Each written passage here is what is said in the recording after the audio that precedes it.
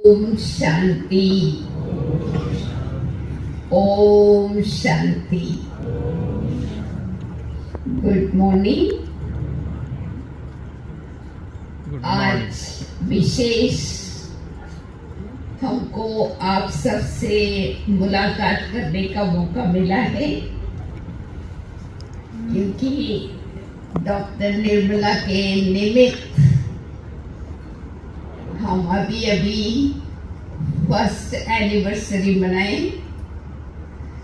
और निर्मला बहन की यादगार में अपनी एशिया पैसिफिक रीजन की तरफ से आप सबको निर्मला बहन की यादगार देने के निमित्त आज हम तीनों यहाँ पर आए हैं।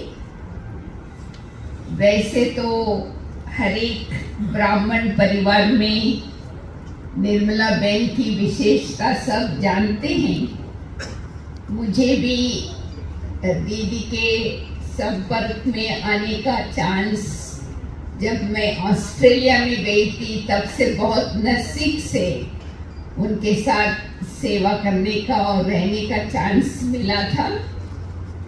मैंने देखा कि इंद्रप्रस्थ में हम दोनों ही रहते थे, बाकी कोई दूसरे नहीं थे उन दिनों में। परंतु सारे दिन में हम आपस में कोई भी बातचीत नहीं करते थे, क्योंकि जरूरत नहीं था। अगर कोई सेवा के कारण कुछ बातचीत करना हो, उसी एसेंस में बात करके पूरा कर लिया बस। बाकी ऐसा नहीं कि समय बहुत है, चलो बैठ के हम आपस में बातचीत करते रहेंगे। तो हमने देखा कि एकदम बिल्कुल व्यर्थ नहीं, न व्यर्थ बोलने का, न व्यर्थ सोचने का, न व्यर्थ का अकाउंट ही नहीं मैंने देखा प्रैक्टिकली निर्मला बहन के जीवन में। और दूसरा कि कल भी हम बता रहे थे कि स्वमान में रहना किसको कहा जाता है। स्वमान में रहने से कैसे हम सच्चाई से दूसरों को आगे बढ़ा सकते हैं, कोई भी संकोच के बिना। तो हमारे से कोई भी गलती हो जाती थी, क्योंकि फर्स्ट टाइम हम ऑस्ट्रेलिया में गए थे और फर्स्ट टाइम हम उनके संपर्क में आए थे। तो कोई भी गलती हो जाती थी तो सीधा ही हमको उसी समय बता देते थे। तो कभी कभी थोड़ा हर्ट तो होता था कि सबके सामने और हमारी गलती के बारे में बोल दिया, परंतु उसके बाद हम सोचते थे कि उनके अंदर मुझ आत्मा के प्रति कितनी शुभ भावना है। वो चाहते कि हम ऐसे आदर्श ब्रह्म कुमारी बने, आदर्श टीचर बने, और हमारे से ऐसा कोई भी गलती ना हो, छोटी मोटी भी। तो वो बोलने के बाद वो भूल जाते थे, वो दिल में नहीं रखते थे। फिर हमारा व्यवहार जैसे चलता है वैसे ही चलता रहा। तो हमको कुछ समय के बाद ये रियलाइजेशन होता था कि सचमुच हमारी स्वमान की कमी के कारण मुझे हर्ट हुआ, परंतु वो अपने स्वमान में रह करके जो सही क्या है, यथार्थ नहीं है, वो हमको समझा दिया। तो हम फिर उनके साथ कुछ समय रहे, कुछ सालों तक व्यवहार करते रहे। तो कभी भी कोई बात ऐसे हो जाती थी तो हमको अच्छा लगता था, करेक्शन मिलता था। तो कभी स्वमान की कमी नहीं होती थी। दूसरा, निर्मला बहन का कम्युनिकेशन एकदम एक्यूरेट, चाहे टेलीफोन चाहे ईमेल, ऐसा कोई भी भाई बहने हमने नहीं देखा है। अभी आप ईमेल भेजो, 1 मिनट के बाद आपको तुरंत जवाब। और वो भी जवाब एसेंस में, लंबा चौड़ा नहीं, yes no, correct, okay, okay, not okay, बस एसेंस में और इमीडिएटली। तो इसमें हमको सेवा में उसका भी बहुत मदद मिल जाता है, क्योंकि कम्युनिकेशन अच्छा होने से।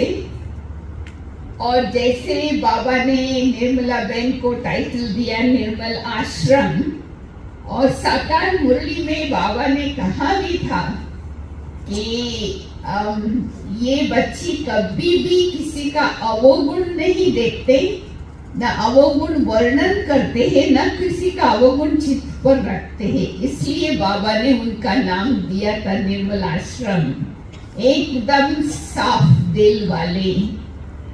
ये हमने प्रैक्टिकली देखा, और हम साथ साथ में इतनी सालों में सेवा करते करते ये भी देखा कि परीक्षाएं भी आती है सेवा क्षेत्र में, सभी महिमा नहीं करते हैं, उसके साथ साथ महिमा के साथ साथ परीक्षा भी आती है। परंतु निर्मला बहन की स्थिति एकदम बैलेंस, हम साक्षी होकर के देखते थे कि जो कोई निंदा करते हैं या कुछ डिफेमेशन करते हैं तो उनके साथ कैसे व्यवहार करते, एकदम सेम, जैसे कि उसने कुछ कहा ही नहीं। तो यानी दिल इतना साफ, प्यूरिटी का अवतार हम कह सकते हैं। निर्मला बहन प्यूरिटी का अवतार, सरल स्वभाव, इसलिए कोई भी उनके साथ कम्युनिकेशन करने में कोई तकलीफ नहीं होता था। तो हमारा सौभाग्य था जब निर्मला बहन बीमार थे लास्ट ईयर अक्टूबर में, मधुबन में हम थे, और हम लोगों को जब मालूम पड़ा कि निर्मला बहन अभी हॉस्पिटल में एडमिट है, सीरियस है, तो हम सभी गए थे। और हमारा परम सौभाग्य था कि लास्ट मोमेंट में भी हम सब उनके सामने थे, शरीर छोड़ने के पहले उनसे दृष्टि भी लिया, और कुछ समय एकदम हम सब शांति में खड़े थे। वो सीन मुझे अच्छी तरह से याद है।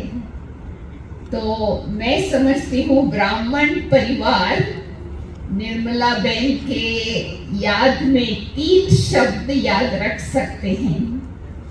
एक तो जैसे हमने बताया पवित्रता का अवतार, और दूसरा नम्रता, और इकोनॉमी का अवतार। मना सोच समझ करके यज्ञ की खर्चा करते थे, तो इससे हमको भी सीखने को बहुत मिलता था। बाकी जैसे सविता बहन ने बताया, मर्यादा, डिसिप्लिन, नियम संयम में एक्यूरेट होने के कारण कभी कभी लोग कहते थे कि निर्मला बहन बहुत स्ट्रिक्ट है। तो बाबा ने कहा था एक बारी, अगर निर्मला बहन स्ट्रिक्ट नहीं होती तो ऑस्ट्रेलिया का सेंटर में इतना ब्रांचेस नहीं हो सकता था।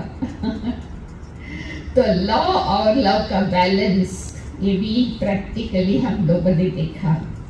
तो हम सभी का बहुत भाग्य है ऐसे ऐसे आत्माओं के संपर्क में आकर के उनके द्वारा पालना लेने का चांस मिला। तो इसलिए हम आज अपनी स्नेह की श्रद्धांजलि देवी को अर्पण करते हैं, और बाबा और ड्रामा को थैंक्स देते हैं कि ऐसे हमको भी ऐसे आत्माओं का संपर्क में आने का मौका मिला है। Thank you. ओम शांति।